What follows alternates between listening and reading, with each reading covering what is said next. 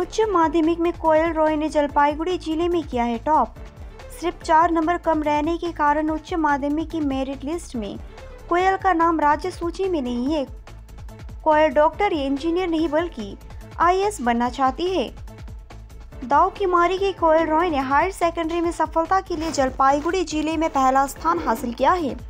उनका स्कोर 483 है। इस बैटर ने 96.6% अंक प्राप्त कर माता पिता के चेहरे के साथ साथ स्कूल और धूपगुड़ी का नाम भी रोशन किया है।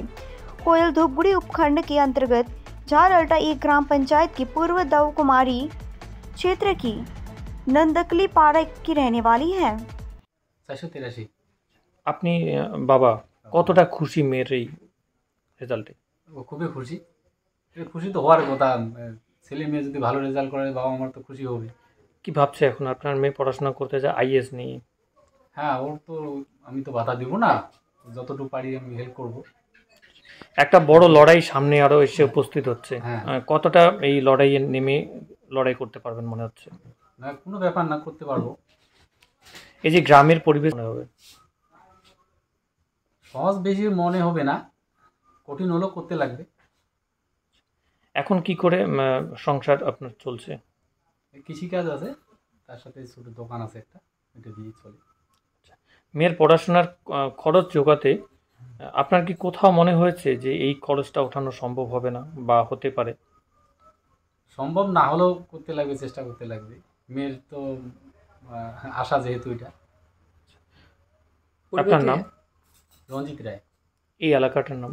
পূর্ব ডাকুমারি, নন্দকালী পাড়া। পরিবারে কতজন রয়েছে আপনার? পরিবারে 2 মেয়ে, আমার স্ত্রী, আমি, বাবা মা আছে, ভাই আছে।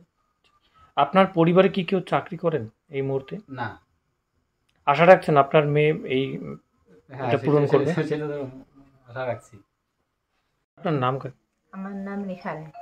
আপনার মেয়ে উচ্চ মাধ্যমিকে ভালো ফলাফল করেছে, আপনি কতটা খুশি মা হয়ে? আমি ভীষণ খুশি। আচ্ছা, এখন কষ্ট না করলে কি এই রেজাল্টটা ভালো হইতো? কষ্ট করি না, রেজাল্টটা পাইতো। ক ঘন্টা পড়াশোনা করতে বাড়িতে? এই 8-10 ঘন্টা। পড়াশোনার ফাঁকে মানে আপনার সঙ্গে এরকম কোনো কথা হতো পরীক্ষার পরে যে এত সুন্দর রেজাল্ট হবে? আশা করছিলেন হ্যাঁ, একটা ভালো রেজাল্ট হবে? হ্যাঁ।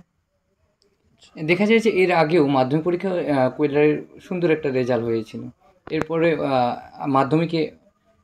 মাধ্যমিকের পর উচ্চ মাধ্যমিকে তো হলো, এবং আগামী তো হওয়ার তো অবশ্যই চান্স রয়েছে, এবং তার লক্ষ্যে পড়বেন। গার্জিয়ান তো গাইড না করলে কি বাচ্চাগুলো আগাইতে পারে? গাইড তো করতে লাগবে। বাবা মা মানে কাকু কাকিমা সবাই গাইড করতে লাগে। ছাত্রছাত্রীদের নজরে রাখা অবশ্যই জরুরি। হ্যাঁ। আরেকটি বিষয় আমি জিজ্ঞাসা করছি আপনাকে, যে বর্তমান সময়ে একটা দেখা যাচ্ছে টেলিফোনের চলবাস একটা চলছে, সবাই মিলে ব্যবহার করছে, তাতে করে কি কোনো কি পড়াশোনার ক্ষেত্রে অসুবিধা হতে পারে কি মনে করছেন? না, পড়াশোনা করা যায় মোবাইল থাকলো, তাই তো? হ্যাঁ, যায়। আপনার মেয়ে তো মোবাইল চালাতো? হ্যাঁ, ওই যে টিউশনে নোটপত্রের জন্য দেয়, মোবাইলে করতে লাগে। ঠিক। বিষয়ে কত নম্বর পেয়েছে শুনুন? আমি বাংলাতে পেয়েছি 95, ইংলিশে 98, শিক্ষাবিজ্ঞানে 97, রাষ্ট্রবিজ্ঞানে 94 এবং ভূগোলে 99। আচ্ছা, এবার কত ঘন্টা পড়াশোনা করতিস? আমি প্রত্যেক দিন মিনিমাম 8-10 ঘন্টা পড়াশোনা করতাম। আচ্ছা, টিউশনি আমি 5টা টিউশন করতাম। আচ্ছা, প্রত্যেকটা সাবজেক্টে। পড়াশোনার ফাঁকে কি পছন্দ?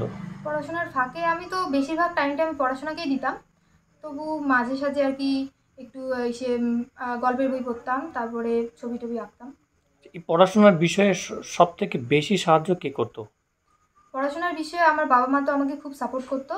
তার পাশাপাশি আমার যে টিউশনের যে টিচাররা রয়েছে তারা আমাকে খুবই সহযোগিতা করেছে, এবং স্কুলের টিচাররা খুব সহযোগিতা করেছে। এই যে খুশি তো হব, কিন্তু আরেকটু আশা ছিল। আমার আর কি রাজ্যের প্রথম 10-এ আসার খুব মানে ইচ্ছা ছিল খুব, মানে 4 নম্বরের জন্য পারলাম না, তার জন্য একটু আফসোস আছে। এখন আইএএস অফিসার হয়ে দেশের কাজ হতে চাও, তাই তো?